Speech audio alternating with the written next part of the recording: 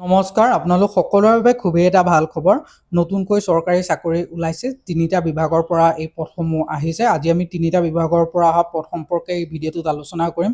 অৰ্হতা কিমান বিচাৰিছে, দৰমহা কিমান বিচাৰিছে, আবেদন বৰ্তমান চলি আছে, এপ্লিকেশ্যন ফিজ আছে নে নাই, কোন ডিপাৰ্টমেণ্টৰ পৰা আহিছে, কেনেদৰে আবেদন কৰিব লাগিব, কোনসকলে আবেদন কৰিব পাৰিব, গোটেইখিনি কথা আপোনালোকে আমাৰ ভিডিঅ'টো কমপ্লিটলি শেষলৈকে চাই থাকিলে গম পাব। ব'লক আজি দেৰি নকৰি আজি আমাৰ ভিডিঅ'টো আৰম্ভ কৰোঁ। ইয়াৰ আগতে আপোনালোকে যিসকলে আমাৰ চেনেলত প্ৰথমবাৰলৈ আহিছে তেওঁলোকে আমাৰ চেনেলটো ছাবস্ক্ৰাইব কৰি ৰাখক, যাতে এনেকুৱা ধৰণৰ জব ৰিলেটেড আপডেট ভিডিঅ'সমূহ আপোনালোকে আমাৰ চেনেলৰ জৰিয়তে অতি সহজতে পাই থাকে। আৰু আপোনালোকে আমাৰ ভিডিঅ'টো কমেণ্ট এটা কৰিবলৈ আৰু লাইক কৰিবলৈ নাপাহৰিব। ব'লক ভিডিঅ'টো আৰম্ভ কৰোঁ।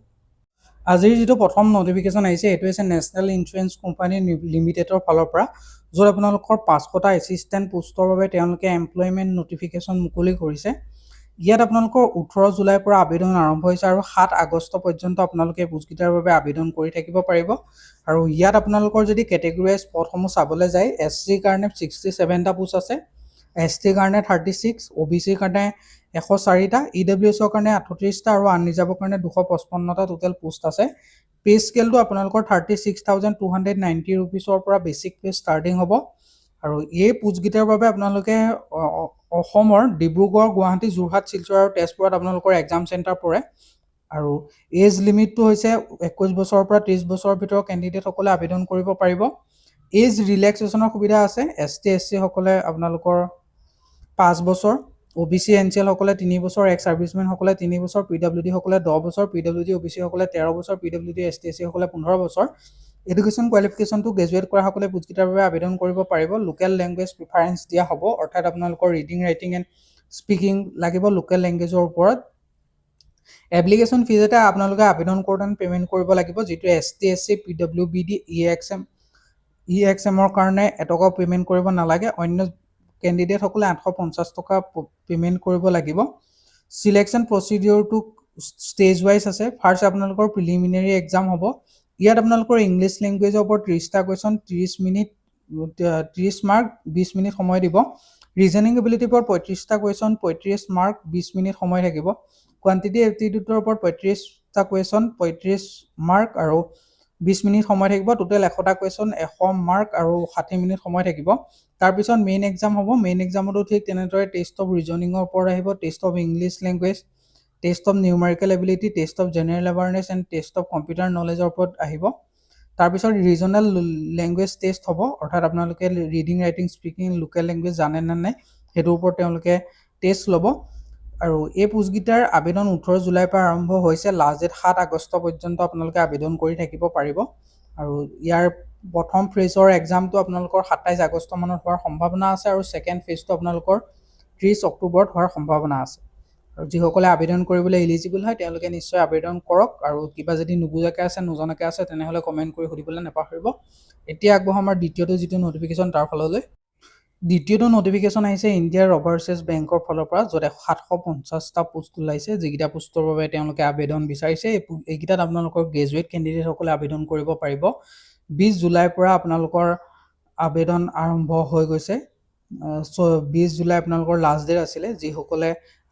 কোনসকলে আবেদন কৰিলে তেওঁলোকে আমাক কমেণ্ট কৰি নিশ্চয় জনাবলৈ নাপাহৰিব। 20 জুলাই আবেদনৰ অন্তিম তাৰিখ আছিলে। কমেণ্ট এটা কৰি আপোনালোকে জনাবলৈ নাপাহৰিব। এতিয়া আগবঢ়াওঁ আমাৰ আজিৰ যিটো নেক্সট নটিফিকেশ্যন তাৰ ফাললৈ।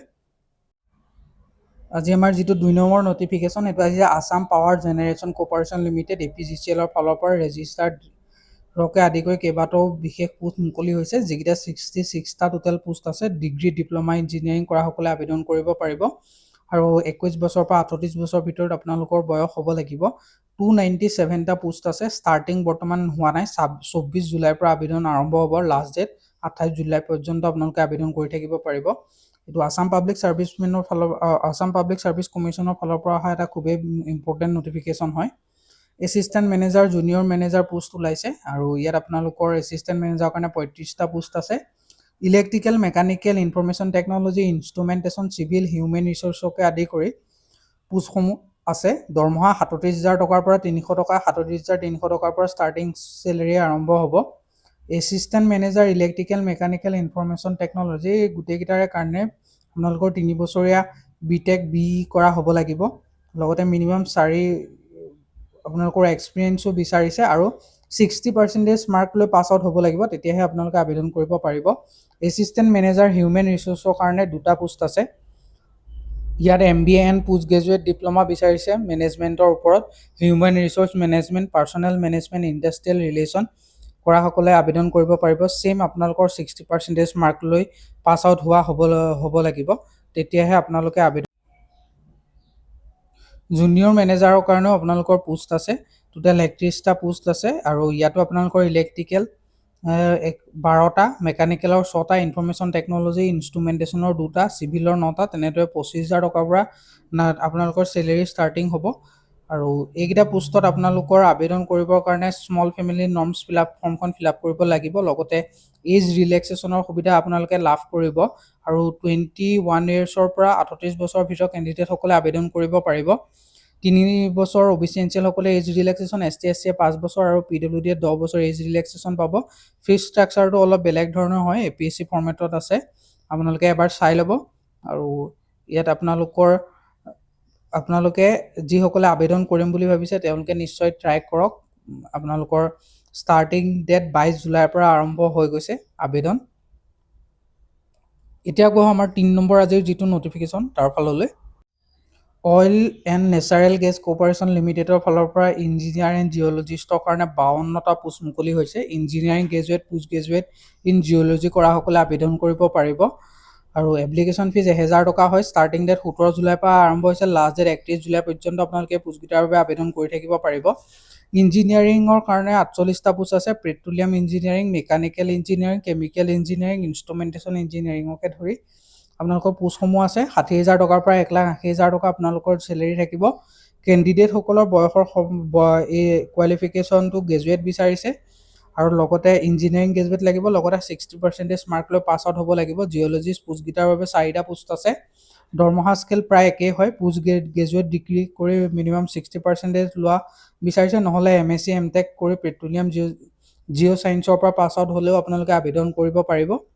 আৰু ইঞ্জিনিয়াৰিঙৰ কাৰণে 26 বছৰ লাষ্ট মেক্সিমাম এজ হয়, আৰু জিঅ'লজিষ্টৰ কাৰণে 27 বছৰ maximum age. Age relaxation OBC NC 3 বছৰ, ST SC 5 বছৰ, PWD 10 বছৰ লাভ কৰিব। আৰু ৰেজিষ্ট্ৰেশ্যন ফিজটো জেনেৰেল EWS OBCৰ কাৰণে 1000 টকা হয়। ST SC PWDৰ কাৰণে এপ্লিকেশ্যন ফিজ নাই। চিলেকশ্যন প্ৰচিডিউৰটো কম্পিউটাৰ বেছড টেষ্ট হ'ব, ইণ্টাৰভিউ হ'ব আৰু মেডিকেল ফিটনেছৰ জৰিয়তে তেওঁলোকে চিলেকশ্যন কৰিব। আৰু আবেদন 17 জুলাইৰ পৰা আৰম্ভ হৈছে। লাষ্ট ডেট আপোনালোকৰ 31 জুলাই পৰ্যন্ত আপোনালোকে আবেদন কৰি থাকিব পাৰিব। ডেট অফ CBT হোৱাৰ 6 ছেপ্টেম্বৰত CBT এক্সাম হোৱাৰ সম্ভাৱনা আছে। আজিৰ ভিডিঅ'টোত আমাৰ এইকেইটা নটিফিকেশ্যনে মই কভাৰ কৰিলোঁ। আগন্তুক ভিডিঅ'সমূহত আপোনালোকে এনেকুৱা ধৰণৰ জব ৰিলেটেড আপডেটসমূহ পাই থাকিবৰ বাবে আপোনালোকে আমাৰ চেনেলটো ছাবস্ক্ৰাইব কৰি ৰাখিব। লগতে কেনেকুৱা ধৰণৰ ভিডিঅ' লাগে আপোনালোকে আমাক কমেণ্টৰ জৰিয়তে জনাবলৈ নাপাহৰিব। আৰু যদিহে কিবা নুবুজাকৈ থাকিলে তেনেহ'লেও আপোনালোকে আমাক কমেণ্টৰ জৰিয়তে সুধিব পাৰে। তো আজিলৈ আকৌ লগ পাম অন্য এটা ভিডিঅ'ত। ধন্যবাদ।